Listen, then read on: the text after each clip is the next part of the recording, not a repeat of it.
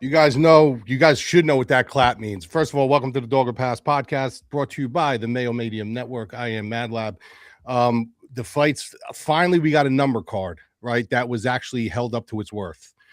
That clap was for that. That was the Blades and Hokett fight. I mean, that was a fight where I don't care how old you are. I don't care if you're 80 years old. I don't care if you're 20 years old. There was not a shot in hell that you guys weren't out of your seat for that fight. We're going to talk about that. Overall, really good week. I'm very happy with the card. And because we always talk about like these little cards, these cards that aren't that good, they end up overperforming. And then the UFC number cards, ones that are supposed to be big offense, underperform. Not this time. We had a lot of good fights. Couple fights that, we could talk about, like Dominic Reyes and stuff like that didn't hold up. But I mean, you can't complain about this card. I was just a little shocked that the crowd in Miami wasn't packed, which was kind of interesting. But the card itself was a fantastic card.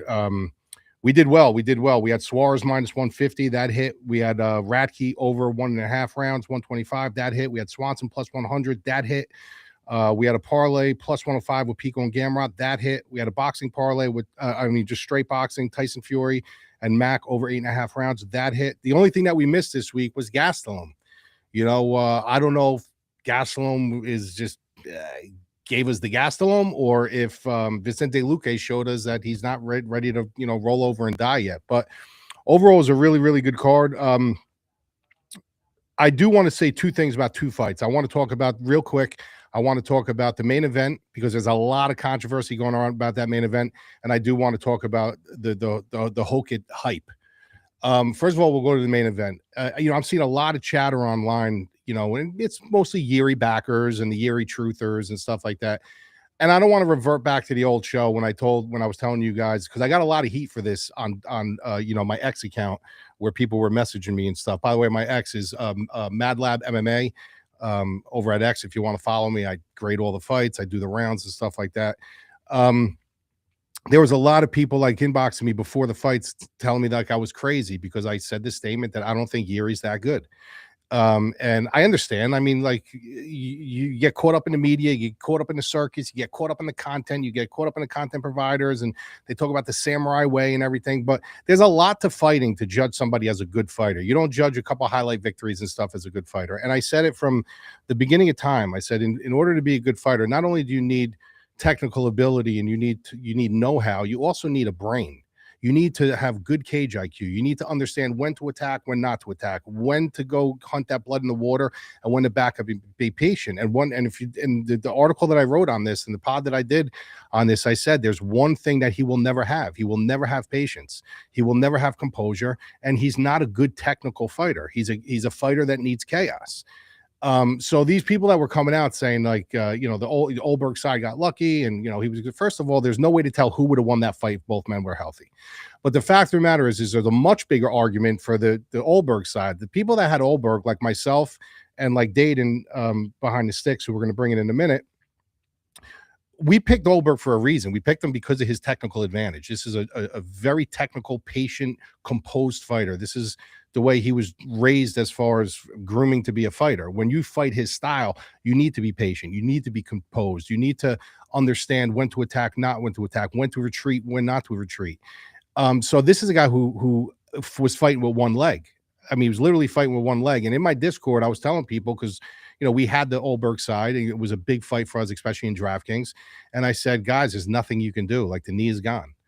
And my philosophy on Yuri was more spot on than I actually thought it would ever be, because you would never think a fighter in that spot would do what he did. Just completely going and going for the kill without any kind of reparations, like without any kind of caution. And he just showed why Yuri is exactly what I said he was. He's a fighter. He's a fun fighter. He's a marketable fighter. He's got the story behind him. That whole fake samurai thing, which I hope you guys don't believe that anymore. But this is a guy who just doesn't have any cage intelligence, zero. And that is a huge aspect of fighting. Cage IQ is a huge, huge aspect of fighting. How many fighters have we seen that are super, super talented and they just have zero cage IQ? They make one bad decision, the fight can end.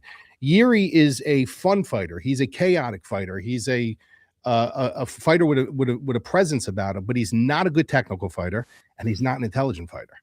and for the mere fact that he got caught and he's coming out and saying I gave him mercy, that's even worse to say. You might as well just say like he caught me. That's it. But to say like I backed up and gave him mercy, that shows like your cage intelligence is worse than I actually thought it was. So there is no justifying the Yuri side. So people that are justifying him is insane to me. That is a career defining moment that night in a negative way. So props to Aldrich for staying patient, for staying composed, catching him with that shot. It wasn't even a good shot. I mean, it was a clean shot, but it's another thing I said. Chinny's, Yuri's chin is very suspect, and it's always been suspect. And it showed again in that fight. So what an amazing. The problem is with that is now you're going to have Aldrich sidelined, right? He's now sidelined. What's going to happen now with the belt? Probably ACL. If you watch the replay, you could see something clearly snapped in there. What happens now? You know what I mean? You got you got some guys that are, going to push their way up, but it's really not a soaked up division with a ton of talent. Then we're going to move over to the heavyweight division with Hokit and Blades. What a fight that was. I mean, you can't sit there and say there was any part of that fight that was boring. Blades showed off that he had actually a beard that night. You would never think Blades would hold up in that kind of a chaos. And Hokich proved to you that he's a dog. I mean, this dude's got a chin. He's a dog. There's no quit in him in any way, shape, or form. He's obviously a good athlete. Made it to the D1 level in two sports, so that makes him a special, athlete as it is. But I do want you guys to just back up a little bit on Hokit. Like, this is ridiculous. People saying the heavyweight division's back, this and that. But first of all, you need more than one fighter in the heavyweight division for any division to be back. Okay, you just don't bring one guy in. You're like, oh my God, the heavyweight division's back. He's still highly unproven. Before this fight, we're looking at Blades and we're saying, well, yeah, he's good for the division. He's got good wrestling capabilities. He's got good power, but we were always afraid of his chin, right? We were always afraid of his chin. You would have never thought in a million years that he would be able to go in a war like that and sustain, that kind of punishment with the chin that he's shown off historically. So there's things you got to look at. Well, it wasn't a very technical fight. It was like a bar fight. Those guys were just throwing chin up in the air. So you got to back up on Hokit. I mean, am I excited about him? Yes, I think he's good personality. I think he's fun. There's a lot of things about him that I do like. And like Andy says here, I became a Hokit fan. Me too. I think the UFC needs characters. The UFC needs people who are going to bring an element of the heel, and he does that. But back up a little bit with this guy's the next great thing. You guys do this all the time. These content providers and everything do this all the time. They jump on the Jamal Hills. They jump on this. They did the next great champion. They did it with Ozdemir. They do it, and then all of a sudden they get exposed. So be excited about him. It's fun to have a guy like this. But let's back up a little bit with the whole Hokit talk. Anyway, we got another card in Winnipeg, Canada. Canada, a place I have not frequent all that often, but I'm sure I will. And the gentleman behind the sticks is going to probably give me a tour around the place, who also hit his dog play of the week, which was Carlos Ulberg. What's going on, Dayton? Not too much. I can tell you that Winnipeg, Manitoba is probably the least frequented city in Canada. It's pretty much... I don't want to say it, but it's a very low level city. Not a high bar to pass Winnipeg. Oh, really? I don't know that. I didn't know that. So it's not like a landing spot. Why would the UFC go there then? I have no idea. I honestly have no idea. Like the NHL team that plays there has a hard time getting fans, but it's a interesting city. That's the way you're talking about it reminds me of Nassau in New York. Like they got the Islanders over there. They got like Nassau Coliseum back in the day. Like it's like on the outskirts. Like it's there. We know it's there, but nobody really cares. You know what I mean? Yeah, it's also pretty cold there. Oh, is it really? Yeah. Super cold. Yeah. Yeah, I got to make my way to Canada though. I want to, I know there's some good resorts out there like Whistler Resort. I think it's British Columbia though. Yeah. But I definitely want to make my way out there. But we moved to Winnipeg, Canada. So we go from a really hierarchy card now to like this card where, it's in Canada. They want to fill it up with Canadian fighters. So some of these guys are going to be taking steps up. The fights aren't all that good, but we say that every week when we got cards like this. We're like, this is going to be a horrible card. And, you don't have to watch it if you don't want to, unless you're a diehard fan. Like obviously if you're watching this show, you are. But it could it could, present some great moments like any other card. So let's get into it. The main event isn't a main event that I personally love. You know what I mean? This is to me more of an Apex main event. You got Gilbert Burns plus 270. You got Mike Malott minus 330. I think these odds are incredibly disrespectful to Gilbert Burns. If I'm being totally honest, I understand that this guy has been through it. This guy is aging. There's a lot of parts of his game that just don't seem like they're there anymore. But if you look at his 4 losses, like everybody is doing, 4 losses in a row, I mean, look at the guys he's losing to: Michael Morales, Brady, JDM, Bilal Muhammad. Like, he's losing to all the top of the heap. So to say he's still not dangerous, or to say he's completely washed, I think would be a little bit ridiculous. And I think that the 4-fight losing streak is kind of indicative of this line a little bit. And then you look at Mike Malott, who's got some good wins under his belt, but it's not near the level of competition as Burns. You got Holland, Radke, Giles. He lost to Magny, and he beat Fugit. So Malott's a guy who, very good striker. That's really, his main recipe. He was a striking coach and stuff like that. Very good striker, very clean. I can question some of his decisions in the cage, especially I remember when he fought Neil Magny. That was kind of the detriment to him, but good athlete, young, sharp, fast hands, good timing, cuts off the cage really well. That's really his recipe to win. When you look at Burns is a guy who came from a majorly high elite grappling background. This is a guy who's got very good Brazilian jiu-jitsu, good positional control on the ground, very explosive takedowns when he needs them. He'll do blast double legs. He has inside trips. He has a lot of things at his disposal that he can use. But when Gilbert Burns got a taste of a knockout, when he had that little taste of a knockout, all of a sudden now you become addicted. And that's what happens in the fight game. I mean, you see it all the time, right? You see these grapplers that all of a sudden they get their first knockout, or they start stringing together some knockouts. They see, well, I got some power here.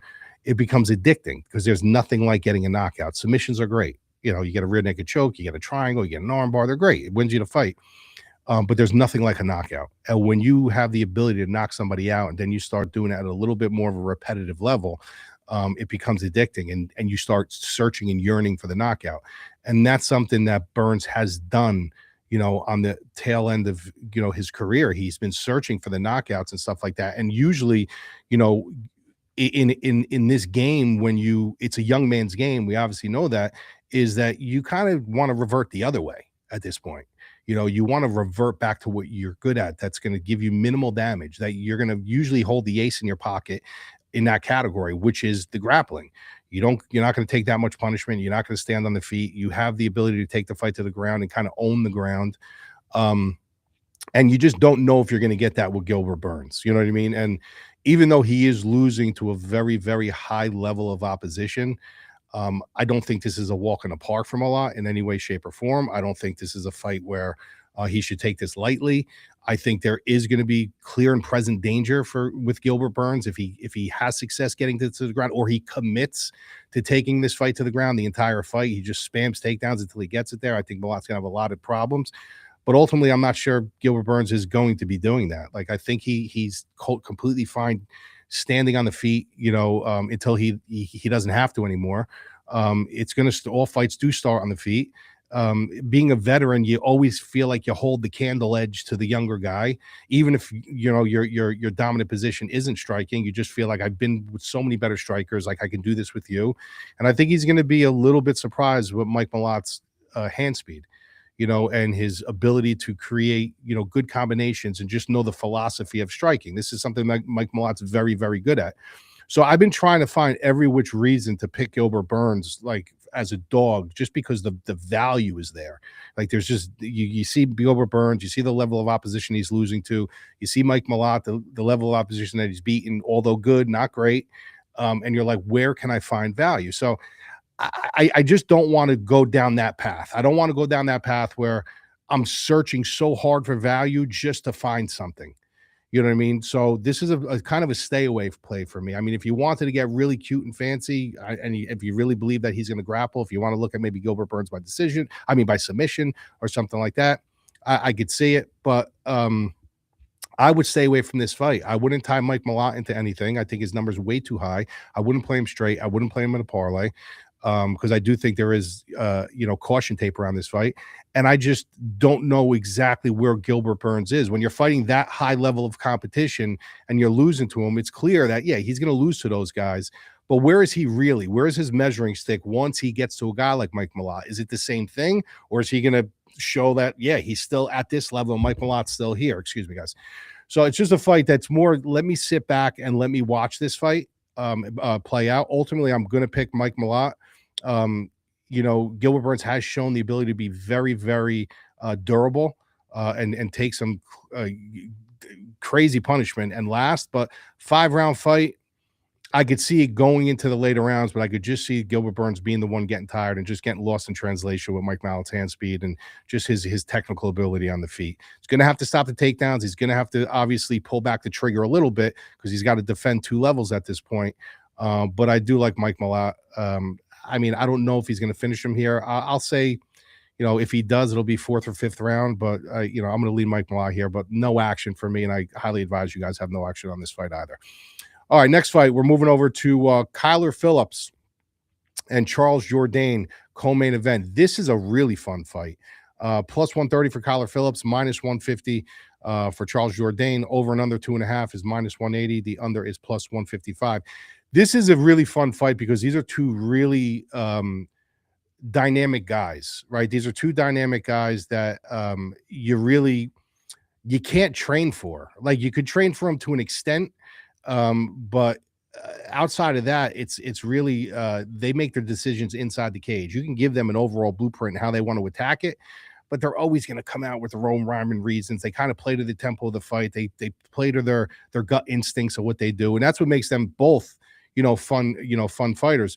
When I look at this fight on the feet, it's really hard to pick. Like, it's really hard to pick. You're looking at Kyler Phillips, obviously. He's lost to Font, lost to Oliveira. Beat Munoz, beat Barcelos, which is a good win, but Barcelos at the time was kind of up and down. You look at Jourdain, he's on a 2-fight win streak against Grant and Henry, two tough guys, very tough guys.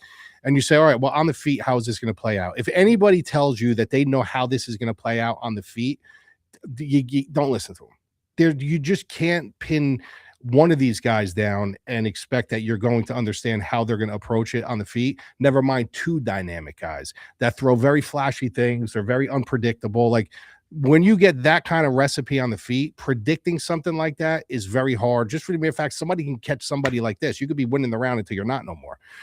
So where do you go from there now? Now you got to go into the subsidiary things. You got to go into the grappling, the wrestling, the durability, the cardio, the momentum. So when I go down the other check mark, so I took the striking and I not threw it away, but I took it and I said, you know what, because they're so unpredictable, because they're so dynamic, I'm just going to make that even. I'm going to say this is kind of even, Steven, with the striking. So I go to the grappling, something that Kyler Phillips really isn't super impressive to me. And Charles Jourdain is very slick and very impressive on the ground. He's got very good chokes. He knows where he is at all times. He's kind of one step ahead before the grappling exchange even starts. He's got momentum on his side, obviously, right now. Charles Jourdain's a guy in this new weight division that he's in. I think he found his weight division. I really do. I think he's looked very good. He's in situations where he's winning all the situations, whether it's a grappling exchange, whether it's a power differential, hand speed, just making the right decisions, getting in first, getting out first. Like, Charles Jourdain looks really good. Like, he's kind of hitting his stride right now. And Kyler Phillips is still right now a good fighter, but he's kind of in limbo. So when I look at this fight and I see these odds, I think this is like I said about the Suarez fight last week. I said Suarez was in a major buy low spot. I said, these are people who are looking at Suarez saying she's washed, all her surgeries, this and that. And I said, you got to understand where Lupi Godin has lost all her fights. She lost all her fights against people who were grapplers who turned her into a striker. A lot of people didn't see that. They just said, Lupi's going to beat her. Suarez is done.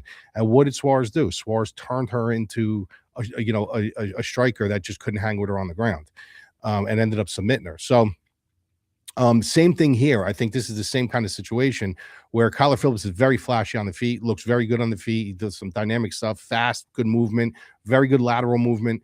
But I think Charles Jourdain can absolutely make him look pedestrian on the ground. and that's what I'm expecting him to do here. So I think this could be a very buy low spot for Charles Jourdain. It's going to be one of my bets this week, actually. I'm going to go Charles Jourdain. I'm going to say by decision, but I wouldn't. I have to see what the odds in the prop field is for Charles Jourdain by sub, but I will go Charles Jourdain by decision. The next two fights I'm going to break down, because this card is so kind of lackadaisical. I want to give you guys two dogs that I like on this card. I think that's the most beneficial for you. You could break down this entire card, and I'll be honest with you, you're not going to get much traction. I mean, how much of these guys can you really, really, really break down? So the first one's going to be Jai Herbert. Oh, no, we'll go with this one. J.J. Aldrich versus Jamey-Lyn Horth. So when I look at this and I see J.J. Aldrich plus 130, minus 155 for Jamey-Lyn Horth. Listen, Jamey-Lyn Horth is a bulldog. This is a girl who will muscle her way, into many situations. She's usually the stronger fighter in there. Once she gets her paws on you, if she gets on top of you, good luck. Obviously, she's going to be the hometown girl in this spot. So, she's getting a little friction there. But when you look at the style of J.J. Aldrich and you look at the way the matchup is, I know J.J. Aldrich isn't a flashy fighter. She's not a marketable fighter. She's not somebody who's going to get on the microphone and yap and yap and yap. She's not super attractive. I get all that, Well, Jamey-Lyn Horth isn't either, but she's very technical. Like J.J. Aldrich is an extremely, extremely technical fighter. Very good on the feet. She brings that southpaw presence about her that sometimes is difficult to handle. And I think that her game plan in this fight should really be foot speed, angle manipulations, just staying out of range. She's going to have a slight reach advantage here. I believe she's going to have like a 2-inch reach advantage here. She's going to have to utilize that. She's going to have to work behind a really good jab. Anytime Horth tries to cross that fray, you got to tag her with something. You got to move. Her cardio and her conditioning is going to have to be in prime, primed for this fight, because the mere fact if Horth does find success getting inside, that's where she's going to have a problem. Horth is going to be able to muscle her around. Horth is the stronger girl. She's the bigger girl. She's the more physical girl. And even though J.J. Aldrich, can hold her own in certain situations, there's only so much you can do when you're fighting the opposition who just has more leverage. Their game is to kind of drag you down, muscle you around, and be the bully. So there's only one way to be the bully. You got to play the matador. Now, if you don't have that technical ability to be a matador, you're not going to have success. But J.J. Aldrich has a very good technical ability on the feet. She's very, very composed. She doesn't waste her shots. She doesn't overcommit, which is very important when you're going against someone like Jamey-Lyn Horth. She's got to be on her bike for 15 minutes in this fight, just sticking her with the jab, peppering her up, and just letting her know, like, anytime you try to cross this fray, you're going to get tagged. So, yeah, Jamey-Lyn Horth at a certain point in time probably is going to enter the fray, and she's going to just bite down on the mouthpiece and go in to try to get what she wants. But it's going to be J.J. Aldrich's, job to kind of utilize the entire real estate of that cage, keep your back off the cage, make sure when you see that warning track, you're kind of skirting away laterally, try to keep it in the center of the cage as much as you can, and just keep pistoning her with that jab. Just keep using that jab and that hand speed. And I think she's worth a flyer here. I do. I think on a card that's really starving for dogs, I think the athletic ability, even though J.J. Aldrich isn't a supreme athlete, I think her athletic ability is much better than Jamey-Lyn Horth. And I think it's basically because she's just more technical. She understands footwork. She understands lateral movement. She understands how to get in and out. She understands range, where Jamey-Lyn Horth is more just moving forward, flat-footed, moving forward. So I'm going to take a swing on the dog here. I'm going to take J.J. Aldrich. Not a big knockout artist, not somebody who's going to really put it on you. Her wins are usually by decision, not even by like death by 1,000 cuts. So I'm going to go J.J. Aldrich. I'm going to say, honestly, by split decision. I'm going to say J.J. Aldrich by split decision. So if you get a beefy line on that, you might want to take a little small stab on that. But give me the dog here on a card that, you're kind of starving for dogs. All right, and then the next one I want to give you is Jai Herbert against Mandel Nallo. Now, there's a couple of things I want to say about Jai Herbert first before we even get into that. Obviously, a lot of his hype came behind. He was one of the guys that, knocked down Ilia Topuria with that head kick. And you have that in your mind, and it kind of resonates in there, and you start thinking about that, and you're like, wow, he actually rocked what is it called? Ilia Topuria. But the fact of the matter is, like, he got destroyed in that fight afterwards. So when you look at this line and you're looking at minus 170 for Nallo and plus 145 by Jai Herbert, don't get so caught up in things like that. It was one small sample size, right? What you need to look at is you need to look at the matchup, and you need to look at the way these guys, ultimately fight and how it's going to match up against the other style.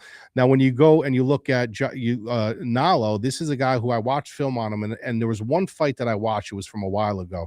This is a guy who doesn't need to fight. Like, this guy does not need to fight. He's said it vocally 100 times. There's sometimes he wouldn't fight for like a year. And the reason is I think his wife is very wealthy. So this is not, I wouldn't say a hobby for him, but it's something that he doesn't need to do. You know what I mean? So that's something I hate to say, but you gotta kind of factor that in. When you got guys that are fighting for their life, when you got guys that are fighting to put food on the table, to raise their family, like, there's a different element of desperation. With a guy like Mandel Nallo, who openly admits, I don't need to fight. I pick and choose who I want to fight because I don't need to fight. And sure, there's situations like that, like Armand, but Armand's on a different level. This Armand's on a different level. I mean, this kid is sniffing gold, if he just can keep his attitude in check. But I'm talking about guys like this. Like, sometimes it's just like, I'll take a fight if I want to fight. If I like the fight, I'll take the fight. Like, that's not a real, desperate fighter. That's not a real hungry fighter. That's a fighter that likes to fight, that's good at fighting.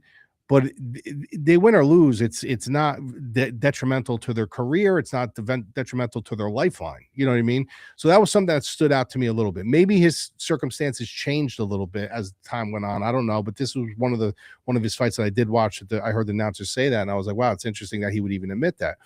The one thing I noticed about him, though, is that this is a guy who he does ultimately have issues with people who like to lock up and grapple with him. But when he's in open space, he works behind a really good jab. He understands range. He understands distance. But he's still a little bit sloppy. Like, he's still a little bit sloppy for me. And when I watch him fight, like, there's nothing about his striking outside of the amount of volume he throws at his jab, because he really does rely on his jab in a lot of situations, which I do like. Jabs are meant to set things up. Jabs aren't meant to hurt you. They're meant to set things up. But sometimes he could just get caught too much behind the jab. I mean, like Tyson Fury in his fight this weekend, he just kept working behind the jab. And I understand why he was doing it. He was doing it because this was a bounce back fight for him to try to, get some rounds in, get some time in, to get his timing back. I understand that, but that's not what Nallo's MO is. This is constantly, I'm seeing over and over, like, he sits behind that jab a little bit too long, where it's almost like he's waiting for something to open, or he just can't find the right spot. And then you engage, and then he'll engage. He is good. I'm not saying he's a bad fighter. He does have some good footwork. He did some nice things, but he's not overall like super impressive. And he's not a young kid. Like, just because you haven't heard of his name doesn't mean he's young. He's not, he's in his mid-30s. He's not a young kid. Then you look at Jai Herbert, and this is a guy I always kind of liked. You know what I mean? I think his boxing is very good. He's got very slick boxing. He also works behind a good jab, but he has a little bit more pop in his shot. He's a little bit more aggressive, and he ties things together a little bit sooner. Like, he's not just looking to hide behind his jab the whole fight. He utilizes his jab in 1-2 pop, 1-2-3 pop, and then he looks to engage. His chin can be a little suspect at times. That's something you have to be a little cognizant of. He hasn't fought the greatest level of opposition, and the good opposition that he fought, he has kind of went back and forth on the pendulum with it. But overall, I see this fight kind of an even matchup, and my model has him as a very slight favorite in this spot. So when you're wagering fights and when you're looking at lines and stuff like that, sometimes, even if you don't think the fighter's going to win, if there's just value on that side, you're like, if my model is showing this, like, there's got to be something to that. So when you got Jai Herbert as a dog, and my model is showing him as like a minus 110 favorite in this spot, there's something to that. Like, there's something you have to look into. And the more I looked into it, the more I just see their striking is very similar in a lot of ways in what they like to do.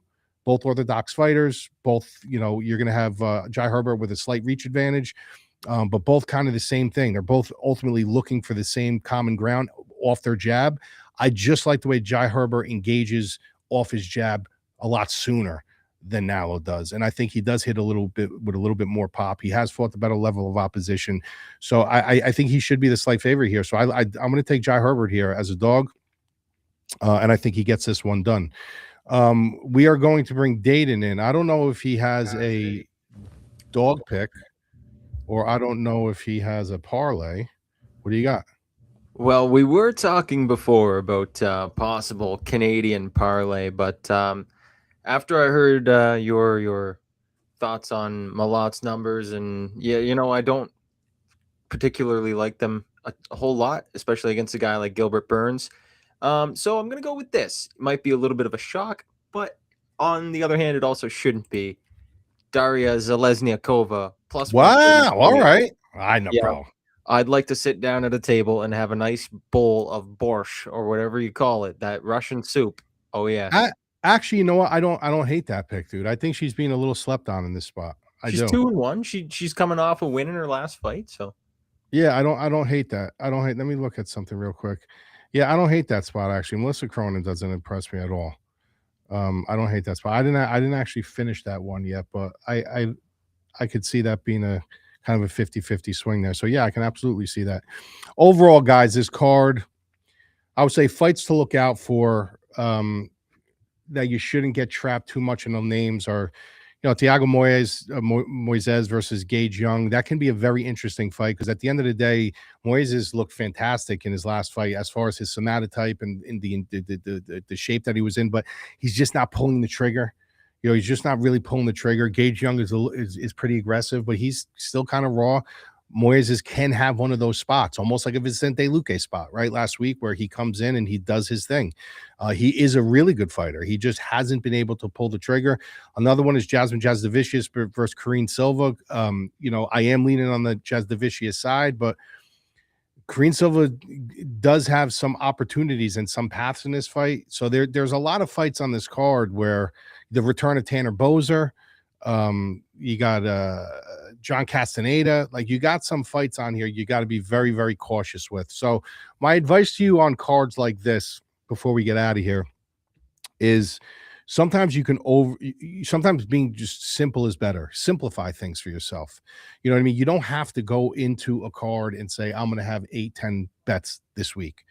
We have fights every week, right? Every week there's fights, 365 days a year. There's never a season. We have that small break like that we had for a month, which was kind of odd, but that was because of the Paramount transition. Usually it's about 3 or 4 weeks. And then we're right back to it. You don't have to bury all your baskets in one card. If there's one fight on the card that you like and you're not really certain about it, bet that one. That's it. Bet that one. Take that one fight and just bet it. And that's your ticket for the week. If you want a live bet, if you see something like with the Hokett fight or in the Blades fight, if you're like, oh my God, like, one of these guys are going out and you want to do a live bet, great. If you see a really good spot open up where a fighter was getting 10-8'd, but the other guy looks exhausted, you want to take a swing the other way, you could do that. But you don't have to go in every week and feel like you're obligated to throw money because you're going to be a loser. You're going to be a loser. I'm sorry. I'm going to be honest with you. You're going to be a long-term loser. So, and that's when you want to pick and choose your spot. The best people, and I hate to use the word gambling, but the best, people who sports bet are the ones who have the discipline to not pull the trigger just because you feel like there's 12, 13 fights on. I got to pull the trigger. I got to have action on it.